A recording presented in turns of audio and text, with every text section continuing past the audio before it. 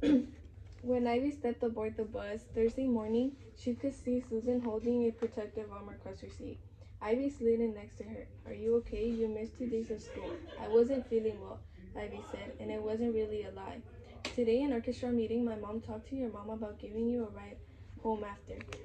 Ivy nodded. "She told me. I didn't get to sit next to you Monday after school. You can always save seats. The bus driver allows it." How was your first day?" Susan seemed genuinely concerned about Ivy, so Ivy wasn't sure why she still felt betrayed. "Okay," said Ivy, trying to sound cheerful.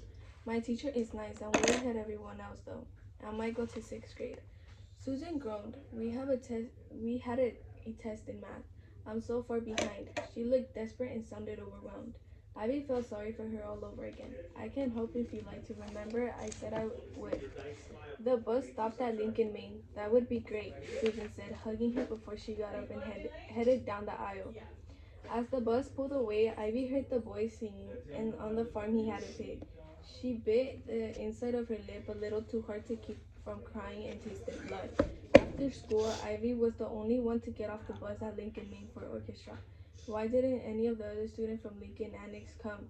Did they know something Ivy didn't? The music room was the size of 2 classrooms. Several long tables stretched across the front, displaying assorted instruments in their cases: horn, flutes, violins, an oboe, a cello against the side wall, a piano, and what looked like a drum set hid under padded covers. About 20 students sat in front of Mr. Daniels, a stocky man with a gray beard and mustache. Susan waved and pointed to the chair next to her in front row. Ivy walked over and sat down. Mr. Daniels pressed his hands together. "If you are here today, you are interested in embarking on incredible adventure in orchestra." All, all heads nodded. Mr. Daniels handed information sheets and the schedule for practices. "Your parents will have to sign a permission slip, and you will be responsible for your precious instrument. The government will have issued a ban on making new ones because the manufacturers are obligated to make products for the effort. Unfortunately, We do not know how long it will last." One of the girls raised her hand. "My mom said there might not even be orchestra next year." "Is that true?" Mr. Daniels cleared his throat. Some of the parents are questioning why the school district is paying for music teachers during a war. "Well, I think the opportunity to make music is a gift everyone should receive at least once in their lifetime, whether they unwrap it all the way or not. For many of you, this might be your only musical experience. If that's the case, I want to make it magnificent. Besides, everyone needs the beauty and life of music, especially during the worst times. So all the more reason to perform majestically, this year and bring a little brightness to a dark world. In this way, we might convince our opponents. that music program is worthy enough to continue. I hope you agree. I even like Mr. Daniels already. Now let's go to another. As we work our way around the room, introduce yourself and tell me which instrument you'd like to learn, or if you already play an instrument. Ivy listened to students share their Preference? and Mr. Daniels recorded them on his clipboard. Some had taken piano. One boy had to play the cello for 4 years, another drums. When it was her turn, she said, "My name, Ivy Maria Lopez." Behind her, she heard one of the boys whisper,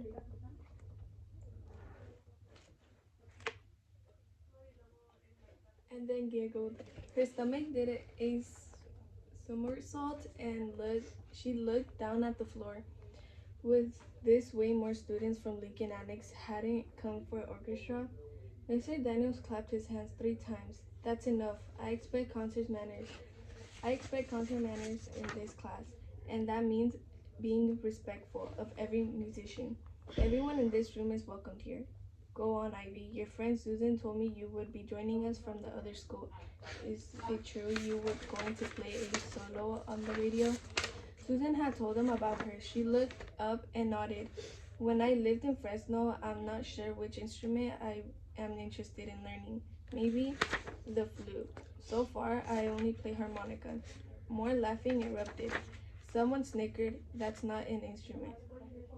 Mr. Daniels crossed his arms. Some of you might be surprised to know that there is a classical harmonica player, Larry Aldo, who performs with symphony orchestras all over the world. I heard him play Rhapsody in the Blue on the radio, and it was sublime. Ivy, do you have your harmonica with you? Ivy nodded. Could you play us a little something? As she stood up and took the harmonica from her pocket, she looked around. Some of the students were hiding smirks with their face. What if she didn't play well? They laughed even more. She blew a warm-up chord and in her head heard Miss Delgado and Fernando's telling her she had a gift. And the moment she knew she had such a right to be there at Lincoln Mean Students, she began, when Johnny comes marching home. When Johnny comes marching home again, hurrah, hurrah, we'll give him a hearty welcome, then hurrah, hurrah. She closed her eyes and let herself be carried away from the emotions of the song. She knew the heartache of missing someone long gone, and she imagined the joyousness of their reunion. She played she played the first verse like a march, Rousing and purposeful, the second she threw out slow and melodically. the room had been designed for music and the sounds amplified. She played the ceiling so the notes would travel upward and bounce back. When she reached the last verse, she infused it with as much compassion and longing as she pulled for the harp. After the final note, there was a moment's silent expectation, the only sound shuffling of feet. Ivy braced herself for louder, but instead heard clapping. Ivy, thank you, said Miss Daniels. That was unquestion- unquestion- Unquestionably, right. Okay, you have promised, and I have a feeling. He shook a finger at her and smiled. That are you going to fall in love with the flute? She beamed. She beamed at Mr. Daniels and sat down, still flushed from the playing. Ivy wished Fernando could have heard her. He would have given more than a penny for that concert. And now, if there are no other remarks about Ivy and the harmonica, and I see there are none, then let's talk about the schedule. I would teach strings on Monday, percussion on Tuesday, horns on a Wednesday, and winds on Thursday. I'll hand out the instruments the week after you return from vacation. The week of January 11th, we will begin the errands. Ivy sat rapt with attention. Mr. Daniels, touchingly brilliant, began in his earnest. Lured her with admission. You did really good today, said Susan as they waited on the front step of the school for Miss Ward. Ivy polished the harmonica with the hem of her dress. Thanks for telling me, Mr. Daniels. I'd be coming from the other school. That was nice. Susan whispered I'm sorry, Ivy. I thought you knew about the two schools. I felt so bad that you didn't. After my mom talked to your mom, she felt horrible too. She said it would never occur to her to mention it, and she said it must have been a quite shock for all you. I've never been desperate before, ever. It's just what they do here, said Susan. But the Filipinos goes to your school and the Japanese went there before they were sent away. So why not the Mexicans? I don't know. It's been like this since I remember. They call Lincoln Annex to Old McDonald's had a farm school. Susan looked down. I knew my father talked to the principal yesterday, but her she felt her eyes brimming. Yeah, said Susan. Every year one of the Mexican families tried to get with the child's change, her sentence trailed off. Ivy knew what come next, but it never does any good. My mom was so upset about the whole thing. She said we should move back to Fresno. Susan's face wrinkled. You aren't going, are you? I saw the panic in her eyes. Saying, no, we're saying and fighting, and I'm going to stay in orchestra.